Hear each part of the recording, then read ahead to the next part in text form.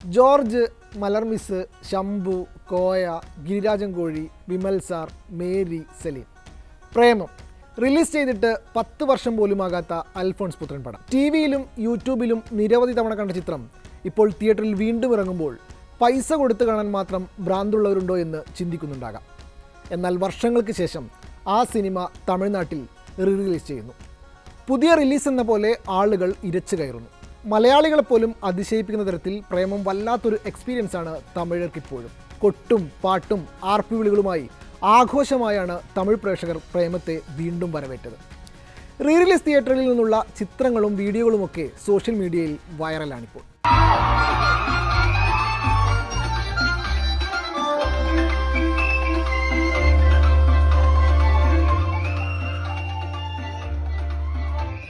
(2015) release ചെയ്ത പ്രേമം 9 വർഷങ്ങൾക്കിടെ 3ാം തവണയാണ് തമിഴ്നാട്ടിൽ റിലീസിനെത്തുന്നത്. 2016 ട്രിച്ചിയിലും തിരുനെൽവേലിയിലും 2017 ചെന്നൈയിലും ചിത്രം വീണ്ടും റിലീസ് ചെയ്തു.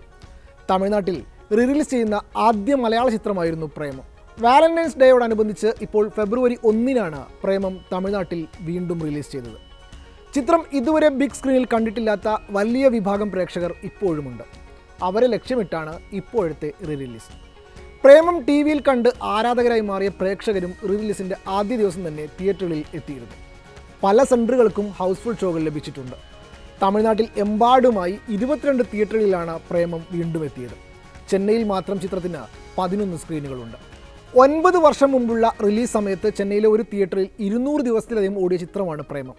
ചിത്രം തിയേറ്ററിൽ നിറഞ്ഞോടിയ സമയത്ത് തന്നെ തമിഴിൽ റീമേക്ക് ചെയ്തതെന്നും ഞങ്ങൾക്ക് മലയാളം ഒറിജിനൽ പോതുമെന്നും സോഷ്യൽ മീഡിയയിൽ ക്യാമ്പയിൻ വരെ നടത്തിയവരാണ് തമിഴ് ആരാധകർ. സായി പല്ലവിയുടെ മലർമിസിനെയും നിവിൻ്റെ ജോർജിനെയും തമിഴ് പ്രേക്ഷകരും മലയാളികളെപ്പോലെ ഏറ്റെടുത്തിരുന്നു. കഥയിലും സംഭാഷണങ്ങളിലും പാട്ടുകളിലുമെല്ലാം തമിഴ് കണക്ഷനും തമിഴ് പ്രേക്ഷകരെ പ്രേമത്തിലേക്ക് അടുപ്പിച്ച ഘടകങ്ങളാണ്. ചിത്രത്തിൻ്റെ റിലീസിന് ശേഷം ക്യാമ്പസുകളിലും ഓണാഘോഷങ്ങളിലും മറ്റും കറുത്ത ഷർട്ടും വെള്ളമുണ്ടും ട്രെൻഡായി മാറിയതും സിനിമയ്ക്ക് കിട്ടിയ വലിയ പോപ്പുലാരിറ്റിയുടെ റിസൾട്ടാണ്. പ്രേമത്തിൻ്റെ ക്യാമറയിലെയും എഡിറ്റിലെയും പരീക്ഷണങ്ങൾ മലയാളിക്ക് എന്ന പോലെ തമിഴർക്കും വലിയ പുതുമ നൽകി. സ്റ്റോറി ടെല്ലിങ്ങിൽ മൊത്തത്തിൽ കൊണ്ടുവന്ന ഫ്രഷ്നസ് ഭാഷാഭേദമന്യേ പ്രേക്ഷകരെ കീഴടക്കുന്നതായിരുന്നു.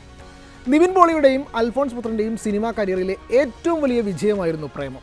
അൽഫോൺസ് പുത്രൻ തന്നെയായിരുന്നു സംവിധാനത്തിനൊപ്പം ചിത്രത്തിൻ്റെ രചനയും എഡിറ്റിംഗും നിർവഹിച്ചത്. മലയാളത്തിൽ ഒതുങ്ങി നിന്ന നിവിൻ പോളിയെ സൗത്ത് ഇന്ത്യൻ നായകനാക്കി മാറ്റിയതിൽ പ്രേമത്തിന് വലിയ പങ്കുണ്ട്. നായികമാരായി എത്തിയ മേരിയും മലർമിസും സെലിനും അതർ നടിമാരുടെ കരിയർ ബ്രേക്ക് കഥാപാത്രങ്ങളായിരുന്നു. സായി പല്ലവി എന്ന അന്യഭാഷാ താരം ആദ്യ ചിത്രമായ പ്രേമത്തിലൂടെ പ്രേക്ഷകരുടെ പ്രിയങ്കരിയായി മാറി.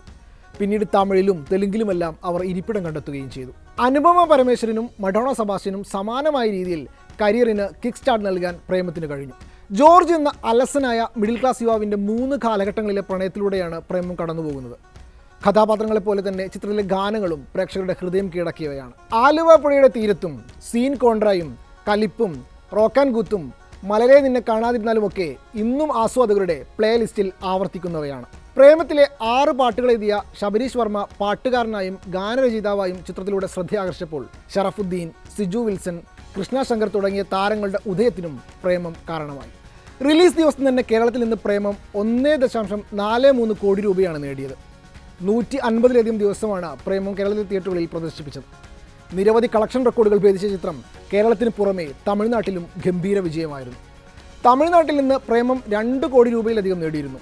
വെറും 4 കോടി ബജറ്റിൽ നിർമ്മിച്ച ചിത്രം ആഗോള ബോക്സ് ഓഫീസിൽ നിന്ന് ആകെ നേടിയത് 73 കോടി രൂപയാണെന്നാണ് box office report.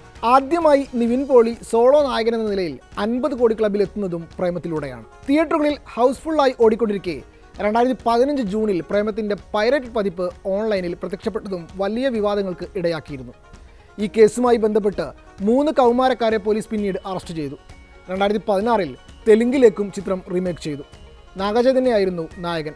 I wanted Premam to be like a poem എന്ന് അൽഫോൺസ് പുത്രൻ പറഞ്ഞതുപോലെ തന്നെ അതൊരു കവിത പോലെ ആസ്വാദനത്തിൻ്റെ രസച്ചെടി പൊട്ടിക്കാതെ ഒഴുകുന്ന സിനിമയാണ്. അതെ, പ്രേമം ഇന്നും വല്ലാത്തൊരു എക്സ്പീരിയൻസാണ്.